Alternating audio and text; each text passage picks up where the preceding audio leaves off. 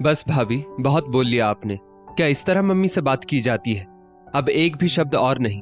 ये मम्मी है हमारी। इन्होंने किन परिस्थितियों में हम सबकी परवरिश करके इस मकाम तक पहुंचाया है, ये हम लोगों से बेहतर कौन जान सकता है। एक तो आप जिस गलती के लिए मम्मी को इतना सुना रही हैं, वो गलती मम्मी ने की ही नहीं है। और मान लो अनजाने में गलती हो भी गई, तो क्या आप मम्मी का मान सम्मान भूल जाएंगी?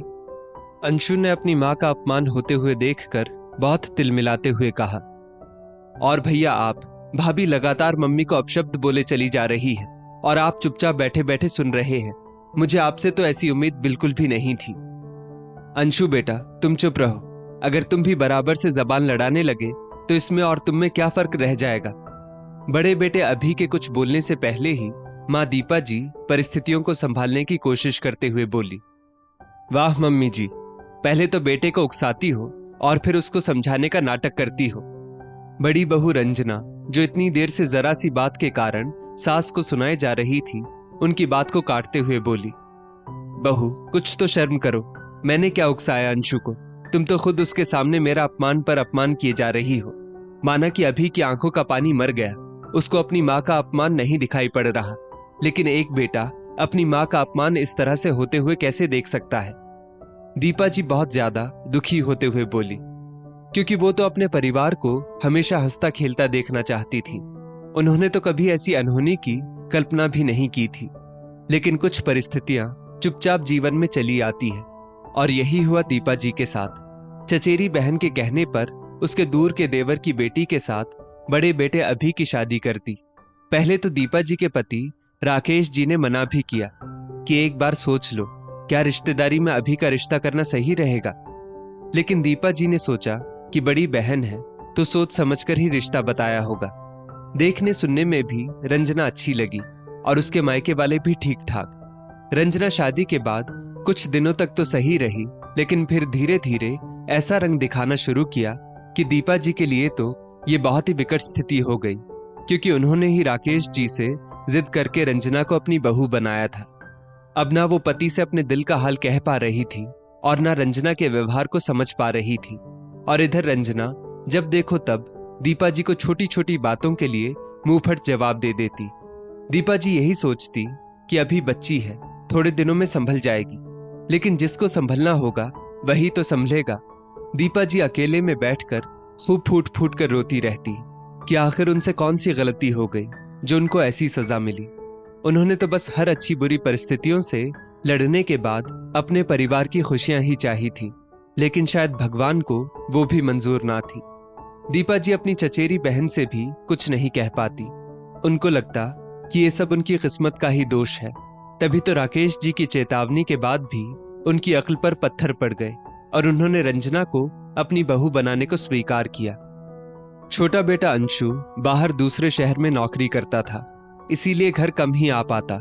समय के साथ शादी उसकी भी हो चुकी थी, लेकिन उसकी पत्नी मानवी संस्कारों से परिपूर्ण व सुशील थी।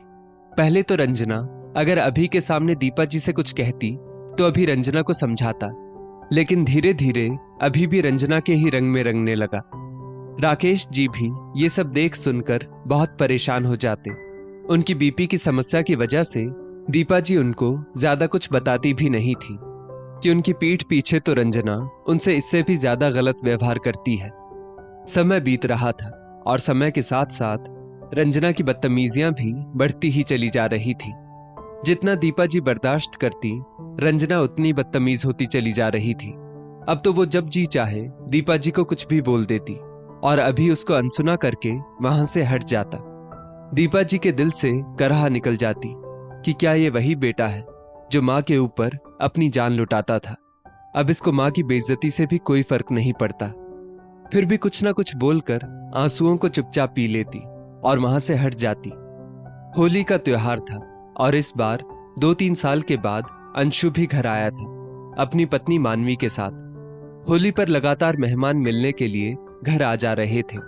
रंजना की कुछ खास सहेलियां भी आने वाली थी, तो उसने अपने मायके से मिला कीमती क्रॉकरी सेट निकाला था, खास अपनी सहेलियों के आने पर।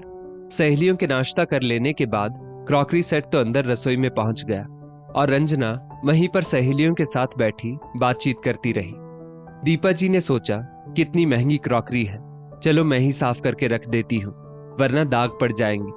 सारे बर्तन तो दीपा जी धो चुकी थी, सिर्फ 2 प्याले बचे थे। और पता नहीं अचानक क्या हुआ कि उनके हाथों से वो दोनों प्याले छूटकर नीचे गिर पड़े। दीपा जी तो अंदर तक कांप गई, क्योंकि प्यालों के टूटने की आवाज बाहर तक भी जरूर गई होगी। और तब तक रंजना की सहेलियां भी जा चुकी थी। रंजना बिजली की गति से दौड़ती हुई अंदर आई और उसके जो मुंह में आया वो अनाप शनाप दीपा जी को बोलने लगी।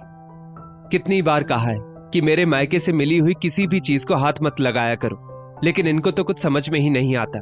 बस हमारी जान के पीछे हाथ धोकर पड़े रहना है। पता नहीं कब पिंड छूटेगा इन लोगों से।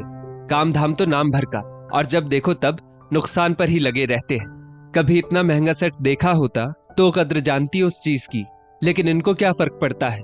हराम की चीज थी तो तोड़ डाली। अभी और अंशु भी प्यालों के टूटने की आवाज सुनकर अंदर आ गए थे।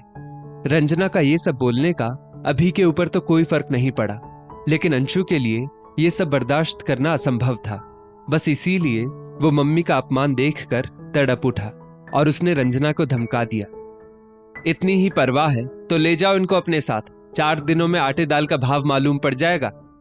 रंजना ने तो बेशर्मी की सारी हदें ही पार कर दी। दीपा जी को मम्मी ना कहकर इनके उनके पर उतर आई। भाभी, आप बिल्कुल भी परेशान ना होइए। हाँ, मैं ले जाऊंगी मम्मी जी और पापा जी को अपने साथ। इतनी देर से चुप बैठी मानवी भी अब अपनी चुप्पी तोड़ते हुए बोली। वाह वाह, देखो तो जरा, आदमी तो बोल ही रहा था, अब तो मेंढकी के मुंह में भी जबान आ गई है। ये भला क्या जाने अमीरों का रहन सहन। ये भी आखिर आई तो मध्यम वर्गीय परिवार से ही है ना। रंजना बेहुदगी के साथ दोनों हाथों से ताली बजाते हुए बोली। नहीं, ये घर हम लोगों का है। हम लोग इस घर को छोड़कर कहीं नहीं जाएंगे जब तक हमारे शरीर में ताकत है। उसके बाद देखा जाएगा। तुम्हारे पापा की दुकान अभी अच्छी खासी चल रही है और मैं भी रसोई बनाने में लाचार नहीं हूं। हमारी दाल रोटी आराम से चल जाएगी। तुम लोगों के आगे हाथ फैलाने की नौबत बिल्कुल भी नहीं आएगी। और हां, रंजना बहू, रही घर छोड़ने की बात, तो अब तक मैंने तुम्हारी बदतमीजियों को बहुत बर्दाश्त कर लिया, लेकिन अब बिल्कुल भी नहीं। अब ये घर छोड़कर तुम और अभी जाओगे, क्योंकि अब पानी सिर के ऊपर जा चुका है।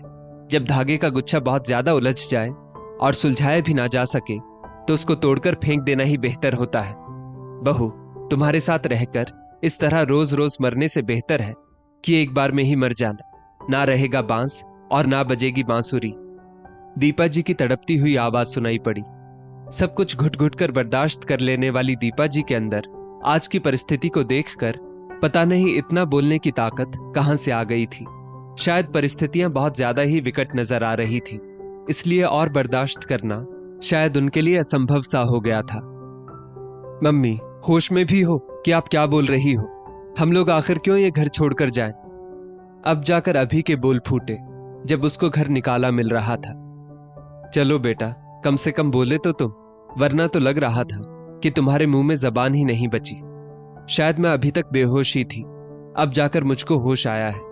अपना दोनों का बोरिया बिस्तर समेटो और अपना नया घर ढूंढो। बस 2-3 दिन की मोहलत तुमको देती हूं। अब तो रंजना के पैरों तले से जमीन खिसक गई कि आखिर इतना अच्छा घर कहां मिलेगा। अब तो रंजना ने भी रो रोकर अनुनय विनय करनी शुरू कर दी, लेकिन अब तो दीपा जी चिकना घड़ा बन चुकी थी। उनके ऊपर इन घड़ियाली आंसुओं का कोई भी प्रभाव नहीं पड़ने वाला था। इधर इतना सब कुछ घर में हो गया, लेकिन उस समय राकेश जी घर पर नहीं थे। वो किसी दोस्त से होली पर मिलने के लिए उसके घर गए थे। आप बिना पापा की मर्जी से कोई फैसला नहीं सुना सकती, क्योंकि ये घर पापा का है, सिर्फ आपका नहीं। अभी और रंजना अपनी दाल दीपा जी के आगे गलती हुई ना देखकर बोले। पापा की धमकी क्या देते हो? उनकी भी आंखों से कुछ छुपा नहीं है, दीपा जी ने लापरवाही से कहा। थोड़ी देर बाद राकेश जी घर लौटे। जब उन्हें सारी स्थिति का पता चला तो उन्हें भी बहुत ज्यादा बुरा लगा। अभी और रंजना उनके सामने जाकर मगरमच्छी आंसू बहाने लगे, लेकिन उनके ऊपर भी इसका कोई फर्क नहीं पड़ा, क्योंकि महसूस तो वो भी कहीं ना कहीं पत्नी के अपमान को कर ही रहे थे। और उन्होंने भी दीपा जी के फैसले को एकदम जायज ठहराया और अभी और रंजना को फिर से घर छोड़ने की हिदायत दे डाली। आखिरकार अभी और रंजना को घर छोड़ना ही पड़ा।